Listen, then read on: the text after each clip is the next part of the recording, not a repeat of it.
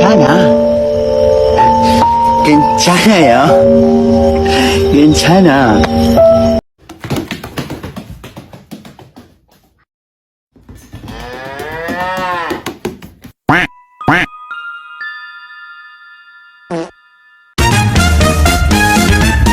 A few moments later.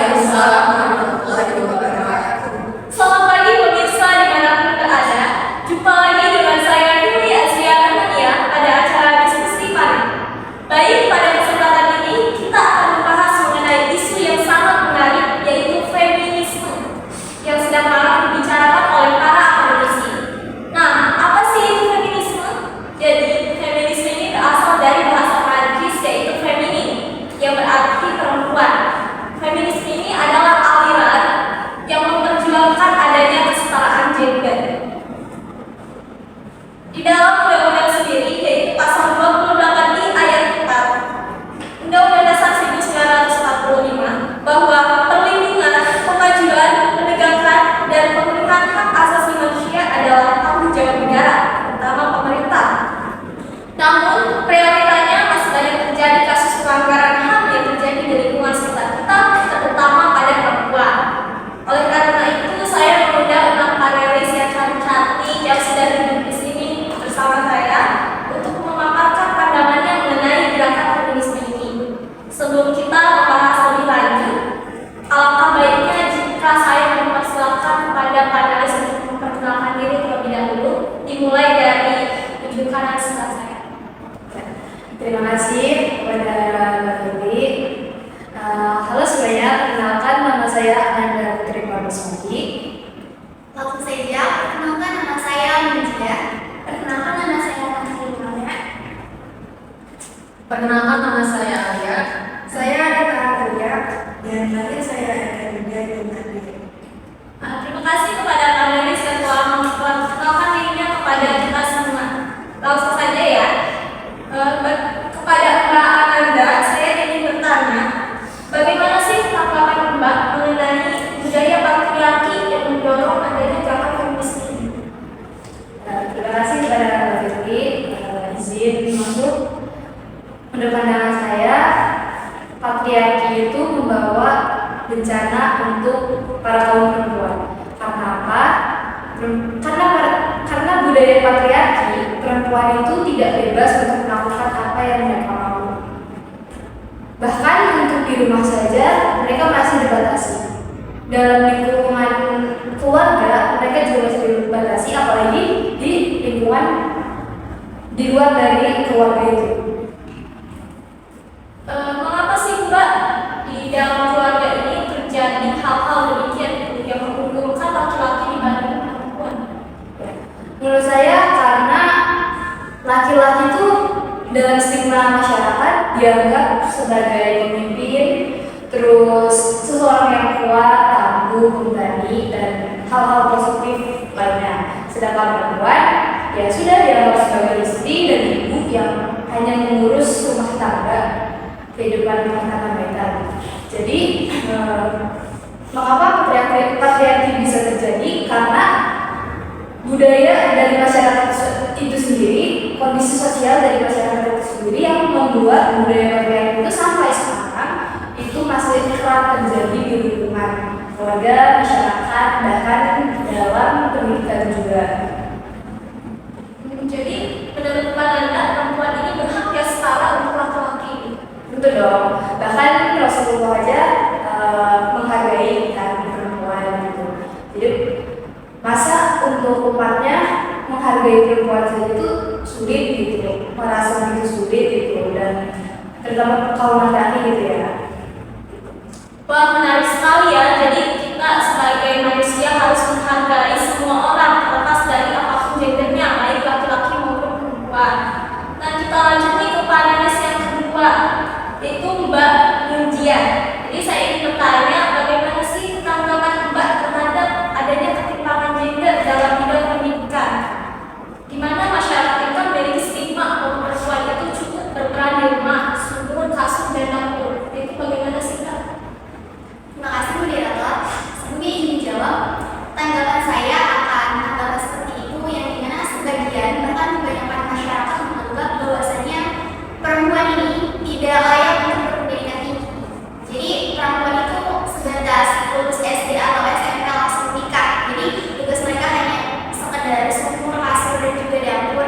Tak menurut tanggapan saya itu merupakan sebuah ketidakadilan. Kenapa?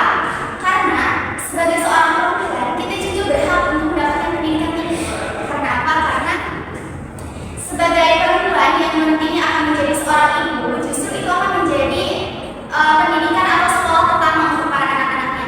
Dan itu juga akan mempengaruhi bagaimana anak-anaknya itu bisa bertumbuh nantinya, bagaimana pendidikannya nanti. Dan itu sangat penting justru. Dan terkait apa tadi? Terkait ini Mbak, cara mengedukasi masyarakat itu sendiri gitu agar masyarakat ini menganggap bahwa perempuan ini penting loh untuk pendidikan, bukan hanya laki-laki saja. Ya. Dan cara mengedukasinya, tadi kan sudah saya sebutkan bahwa sebagian bahkan kebanyakan masyarakat menganggap pendidikan itu tidak penting. Dan jadi kita sebagai para akademisi tentunya harus berupaya untuk mengedukasi para masyarakat sekeliling. Bukan hanya perempuan saja, tetapi laki-laki juga harus kita edukasi. Seperti misalnya pada acara posyandu kita mengedukasi ibu-ibu dalam lingkungan itu bahwasanya pendidikan ini sangat penting, bukan hanya lulus SMK langsung menikah seperti itu. Dan juga kita juga harus menjelaskan kepada para pria sebagai para ayah tentunya untuk tidak membatasi anak-anaknya atau istrinya ini untuk berpendidikan seperti itu. Karena kebanyakan perempuan saat ini walaupun sudah berkeluarga itu bisa untuk berpendidikan tinggi seperti itu. Terima kasih. Wah, bagus sekali ya Mbak penanganannya. Maka dalam Islam sendiri perempuan ini diposisikan sebagai al-madrasatul ula, jadi sebagai madrasah pertama bagi anak-anaknya yang akan mencetak generasi yang handal di masa depan. Itu ya Mbak. Oke, selanjutnya kita ke isu yang selanjutnya ya bersama panelis kita yang ketiga yaitu Mbak Tanti Imelda. Nah, bagaimana sih Mbak tanggapan Mbak terhadap perjodohan yang dilakukan orang tua sehingga perempuan ini banyak yang menikahi gitu. Bahkan selain dari perjodohan juga karena mindsetnya sendiri yang salah bahwa menikah ini adalah solusi dari permasalahan di mana jika menikah ada yang menikahi dan lain-lain gitu Mbak. Ya, terima kasih Mbak Dewi. Saya akan menjelaskan tentang pernikahan ini dampaknya ya. Menurut saya pernikahan ini baik buat dalam sebuah keluarga karena dampaknya itu bisa menimbulkan sebuah KDRT yang akan menimbulkan kasus kekerasan terhadap perempuan. Lalu juga ada dampaknya itu terhadap sang anak. Sang anak ini apakah kayak misalkan kayak ayah ini tidak menafkahi seorang anak dari istrinya ini kan akan menimbulkan kasus perceraian yang dimana sang istri ini tidak menerima bahwa dia tidak dinafkahi. Lalu juga dampak selanjutnya itu terhadap mental seorang istri ini karena belum mempunyai belum siap untuk menjadi seorang ibu, belum dewasa ya, pemikirannya belum dewasa. Jadi bisa berdampak pada sang anak juga. Misalkan itu kasus kayak minibus itu kan. Iya, betul sekali. Jadi dia tuh belum siap gitu Pak ya untuk menjadi seorang ibu. Jadi baiknya sendiri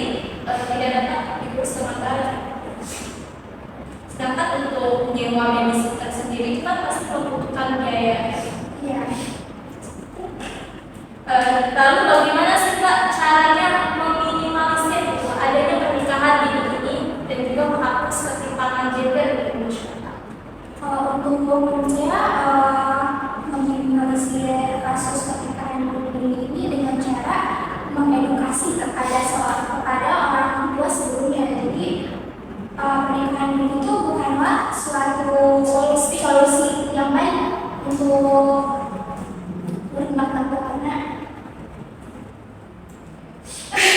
Jadi mindset dari keluarganya sendiri ya yang harus diluruskan. Menambahkan Anda silakan. solusinya itu yang pertama itu untuk mengubah mindset bahwa pacaran gitu menikah itu harus segera dilaksanakan karena untuk menghalalkan pacaran si anaknya tersebut dan orang tua itu pasti berpikir seperti itu.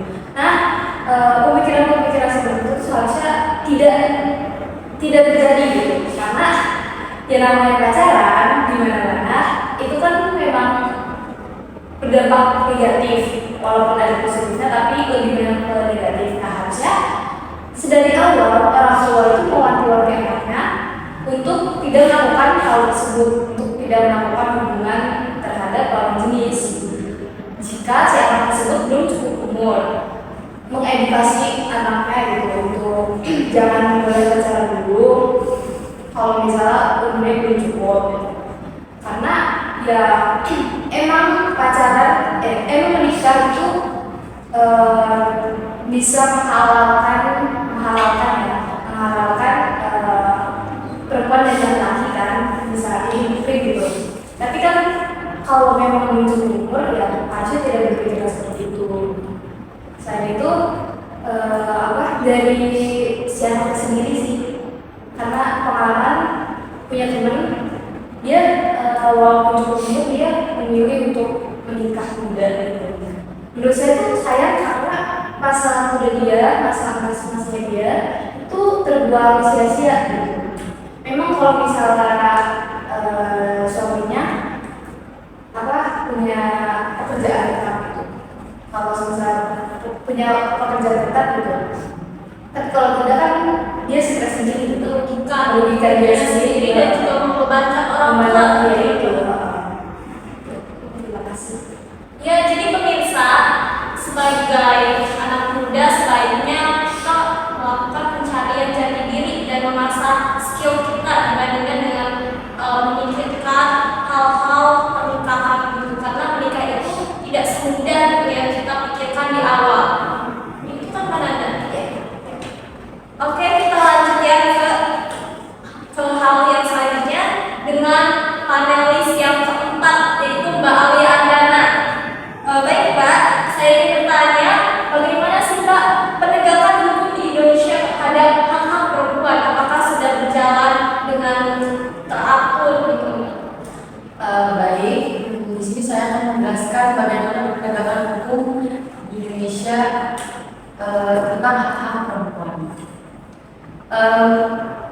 Sebelum masuk ke penegakan hukum, di sini saya akan menjelaskan ada berbagai jenis diskriminasi, yaitu yang pertama marginalisasi, artinya peminggiran yang banyak terjadi dalam bidang ekonomi. Yang kedua, subordinasi atau penomor-duaan, adanya anggapan bahwa perempuan lemah. Yang ketiga, stereotip atau citra buruk, pandangan buruk terhadap perempuan. Dan yang terakhir, violence atau kekerasan, yaitu serangan fisik dan psikis, beban kerja berlebihan, yaitu tugas dan tanggung jawab perempuan yang berat dan terus. Selanjutnya, di sini saya akan lanjut ke penegakan hukum.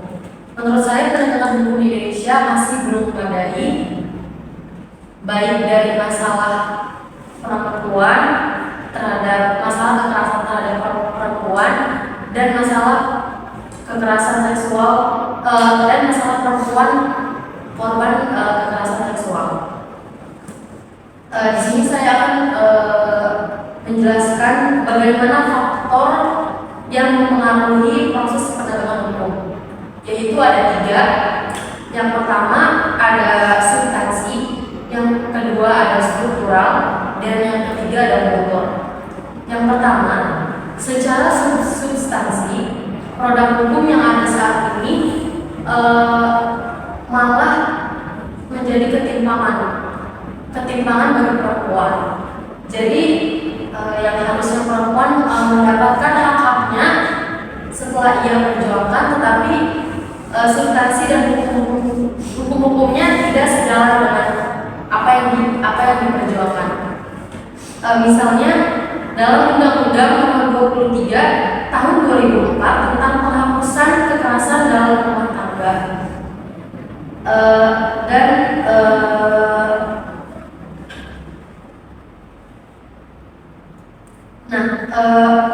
undang-undang ini kan berarti menghapus kekerasan dalam rumah tangga. Berarti kekerasan dalam rumah tangga terjadi secara fisik yang dilakukan oleh suaminya. Jadi seharusnya perempuan di sini sebagai korban seharusnya mendapat perlindungan hukum, gitu. Terus dan kedua yaitu ada struktural di sini, yaitu adanya pemahaman terhadap masyarakat ataupun aparat penegak hukum yang masih menghadapi kasus kekerasan terhadap perempuan, tetapi belum sensitif gender.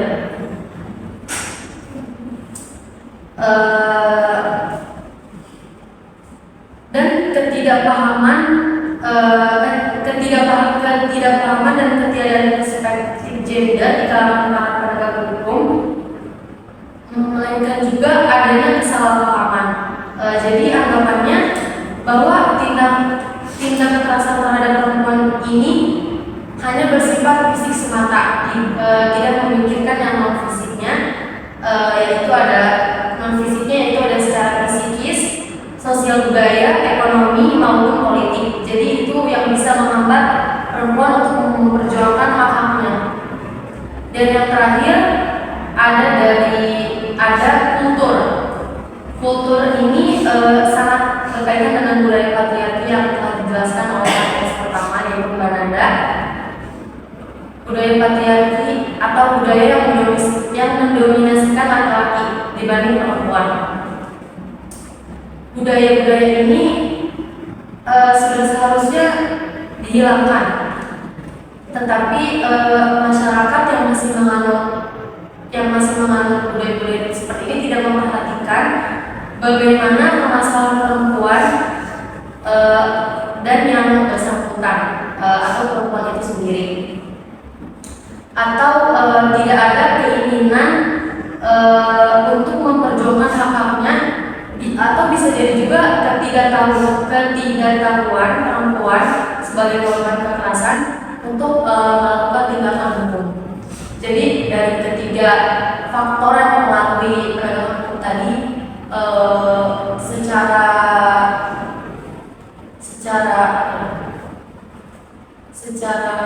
umumnya, secara generalnya belum ada. Sekian, terima kasih. Baik ya, ini menanggapi apa yang disampaikan oleh Mbak Alia bahwa penegakan hukum di Indonesia ini belum memadai. Nah, bagaimana sih Mbak cara meningkatkan gitu penegakan hukum di Indonesia ini agar terciptanya gitu hukum yang adil baik bagi laki-laki maupun perempuan? Baik bagi laki-laki maupun perempuan, ya. Berarti mungkin dari penegakan hukum yang diterapkan oleh pemerintah harusnya sepadan gitu dengan permasalahan-permasalahan yang ada pada sekitar gender. Mungkin bisa gitu ya, perempuan ini juga lebih berperan lagi gitu dalam dunia politik dan keadilan di Indonesia ini. Iya, bisa. Lalu mengenai tadi ya Mbak, adanya kekerasan seksual kan, yang saya lihat bahkan perempuan ini sendiri tidak mau gitu speak up publik karena adanya stigma masyarakat bahwa korban kekerasan seksual ini sangat tabu begitu Mbak. Jadi bagaimana sih agar perempuan ini berani speak up gitu terhadap kekerasan yang dialaminya, baik kekerasan dalam rumah tangga gitu, dan kekerasan lainnya? Mungkin ini bisa berkaitan dengan budaya patriarki tadi yang lebih mendominasi laki-laki. Menurut saya dengan adanya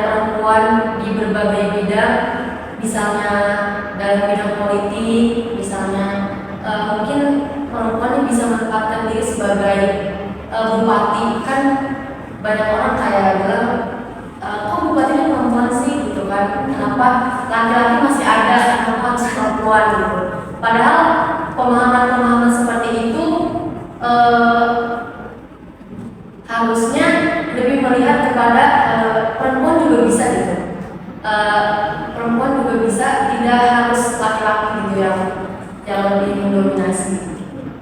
Betul ya, Bu ya. Harusnya kita sebagai manusia, sebagai masyarakat kita harus membedakan antara hak-hak peran kodratri dan juga gender seseorang. Karena peran kodratri ini adalah bersifat alamiah ya, seperti perempuan itu mengandung dan melahirkan gitu ya, tentunya tidak bisa dilakukan oleh laki-laki. Namun tentunya mengenai gender ini kan dibentuk oleh konstruksi sosial dan budaya. Jadi konstruksi sosial dan budaya ini juga harus menegakkan adanya di masing-masing wanita. Oke, baik, kita beralih ke panelis selanjutnya, panelis yang kelima, yaitu dengan Mbak Anita Amelia.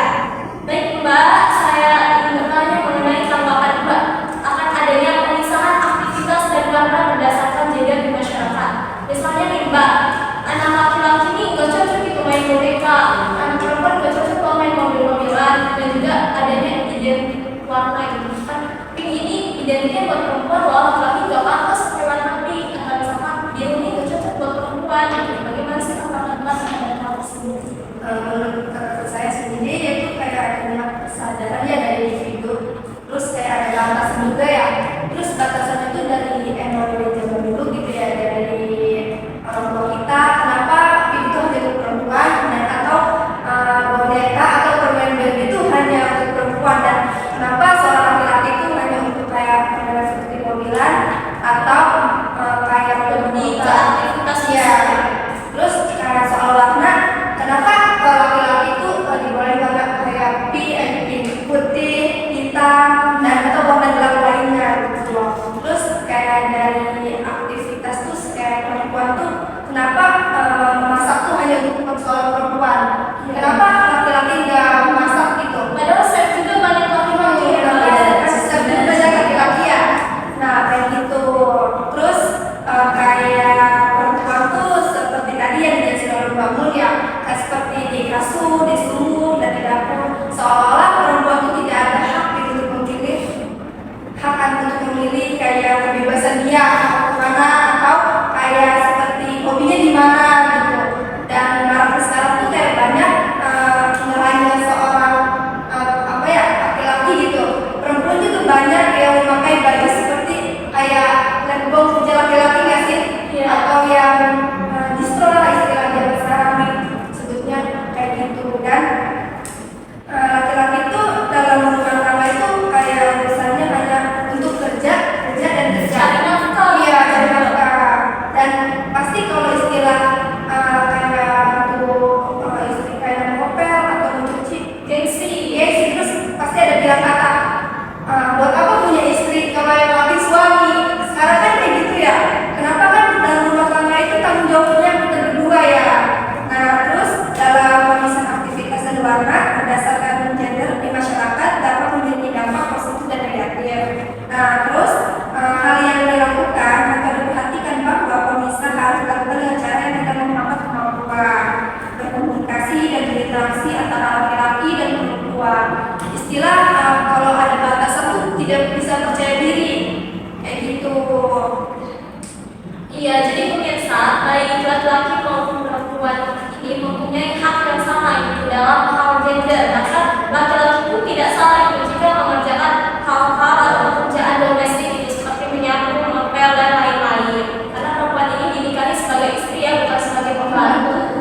Dan lagi pula dalam Islam juga Nabi kan tidak mengajarkan tugas istri ya hanya mengurusnya juga bukan yang bekal atau gimana gitu, atau ngepel segala, tapi mengurus dengan baik, menafkahi dia secara batin gitu, secara biologis gitu, fitrahnya gitu.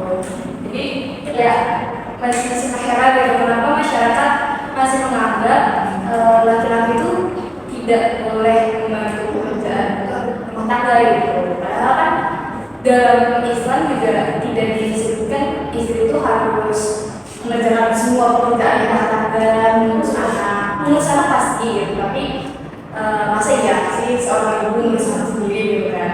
Kalau misalnya ngurus anak sendiri, nah bapaknya buat apa kan gitu. Jadi harus ada peran bapak gitu dalam mengurus anak. Kalau tidak ya si anak itu bakalan tumbuh tanpa peran seorang ayah gitu. Walaupun ayahnya masih ada sih gitu.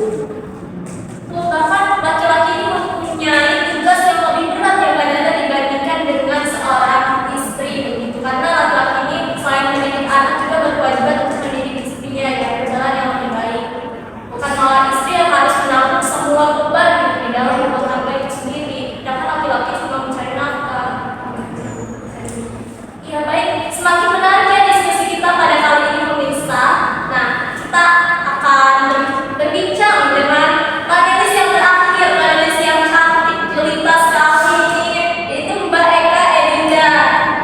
Baik Mbak, saya ingin bertanya ya Mbak mengenai tanggapan Mbak jika perempuan yang berpendidikan tinggi dan mempunyai pendapatan yang lebih tinggi dari laki-laki itu salah gitu Mbak, dan akan sulit mendapatkan jodoh nantinya. Jadi bagaimana sih Mbak?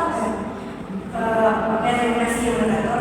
Jadi di sini mungkin kita sebagai wanita bisa merasakan apa yang mereka rasakan dari wanita luar sana. Jadi ini tuh termasuk sudah ke dalam bentuk diskriminasi ya, yang masih ada di dalam lingkungan kita. Padahal kita tuh udah kayak termasuk lingkungan yang maksudnya kayak modern gitu ya.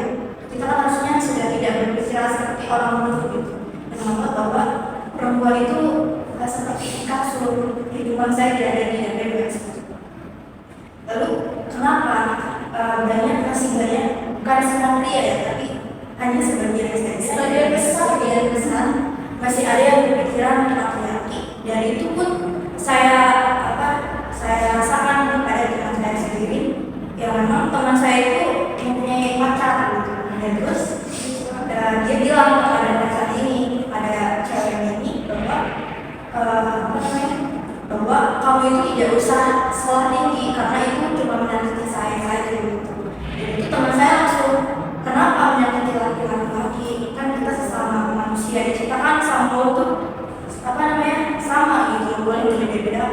Karena saya orang miskin dan saya masih orang laki-laki, dan saya tidak mau jika seorang wanita itu lebih tinggi derajatnya dibanding perempuan. Dan terus apa yang dibicarakan oleh orang-orang nanti gitu? Masa kamu seorang laki lebih muda gitu?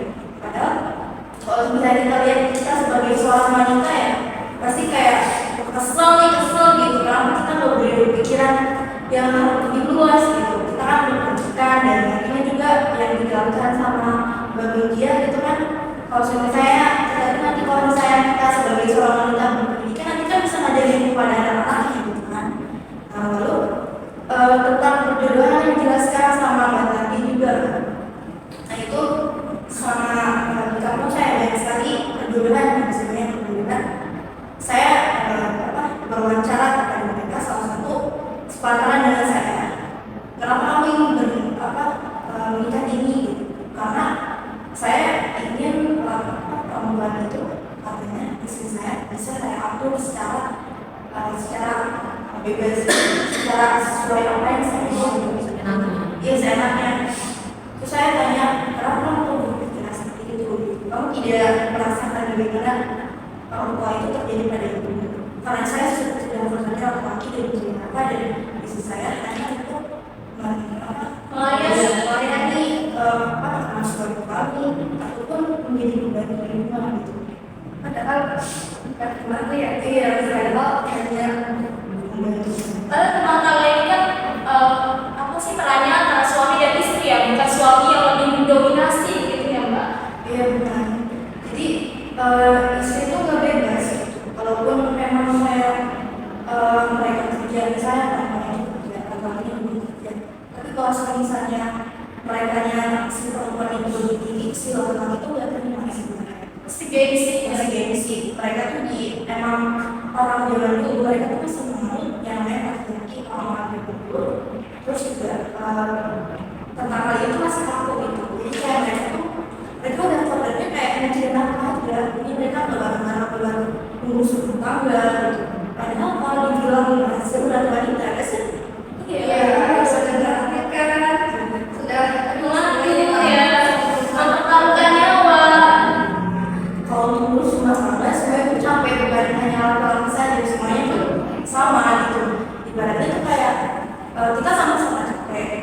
itu sama-sama dilahirkan untuk menjadi orang yang sama dan setara. Bahkan perempuan jika di rumah saja pun itu masih dianggap salah ya Mbak.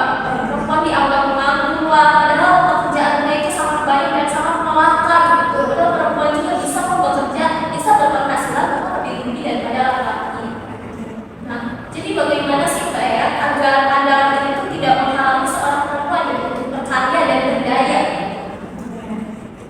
Nah, jadi salah satu yang buat mengenai kasus itu sebenarnya yang kita tuh pertama kali kita harus mencari pasangan yang memang tidak berpikir patriarki. Itu salah satu, karena itu buat mensehatkan mental kita. Kalau misalnya kita semua orang yang patriarki, lebih baik ditinggalkan saja biar mereka tuh ya lebih paham dulu gitu apa yang itu tidak baik.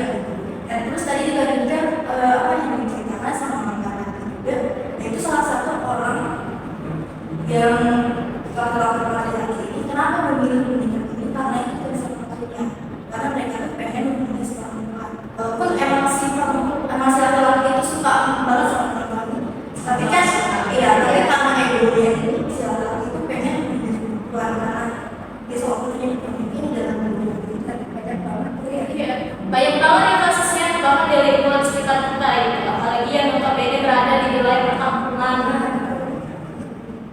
Nah, jadi pemirsa, intinya kita itu harus sebagai perempuan kita harus bijak dalam memilih pasangan. Kita harus memilih pasangan yang setara dan mau berkomitmen dan serta berkomunikasi dengan baik, terutama perihal pembagian tugas di dalam rumah tangga gitu. Bahkan jangan mencari laki-laki yang berpikir patriarki dan justru menindas kita. Boleh, silakan Mbak. Izin tambahkan ya. Jadi untuk yang terakhir itu persoalan terakhir yang tentang perempuan punya penghasilan dan pendidikan lebih tinggi daripada laki-laki. Nah, untuk anda sekalian para laki-laki, pesan saya cuma dua. Kalau memang pasangan anda lebih tinggi pendidikannya atau penghasilannya daripada anda sekalian, ada dua kemungkinan atau ada dua pilihan yang bisa anda pilih. Yang pertama, anda kerja, anda berusaha lebih keras lagi agar anda setara dengan pasangan anda, dengan perempuan anda gitu. Jangan malah menutup kebahagiaan gitu ya, kebahagiaan perempuan itu dalam kesempatan perempuan tersebut gitu, menutup kesempatan pasangan anda gitu. Jadi anda harus bekerja lebih ekstra agar anda tuh bisa sama gitu, setara dengan pasangan anda.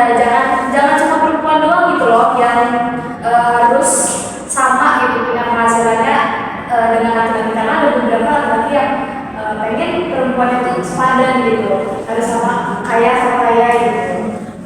Kalau misalnya laki-laki bisa seperti itu, masa iya perempuan tidak boleh seperti itu gitu. Yang kedua, kalau memang anda tidak sanggup, ya sudah terima saja gitu. Kalau misalnya istri anda, pasangan anda punya penghasilan atau pendidikan yang lebih tinggi, buang semua egois dalam diri anda gitu, buang semua rasa gengsi, rasa takut dihakimi sama orang lain gitu tentang penghasilan anda atau pendidikan anda yang lebih rendah daripada pasangan anda gitu. Buang semua itu, karena ya udah dalam kehidupan rumah tangga kan kita saling membantu gitu, dan gak ada salahnya juga gitu kalau misalnya istrinya itu punya penghasilan lebih tinggi gitu. Asal si istrinya sendiri ini juga bisa menghargai menghargai anda sebagai suaminya gitu, tidak melupakan kewajiban dia untuk mengurus anda, mengurus anak anda gitu. Intinya itu sih, harus menerima gitu. Ya, jadi untuk para laki-laki di luar sana, jika anda mempunyai istri yang berpendidikan lebih tinggi dan berpendapatan lebih dari anda, silakan untuk lebih berproses dan mengupgrade diri anda lebih baik lagi gitu. Jika anda merasa bahwa hal tersebut menimbulkan insecurity di dalam diri anda. Baik pemirsa, diskusi pada siang hari ini telah berjalan dengan lancar. Saya sebagai moderator akan menyimpulkan hasil diskusi pada siang hari ini, yaitu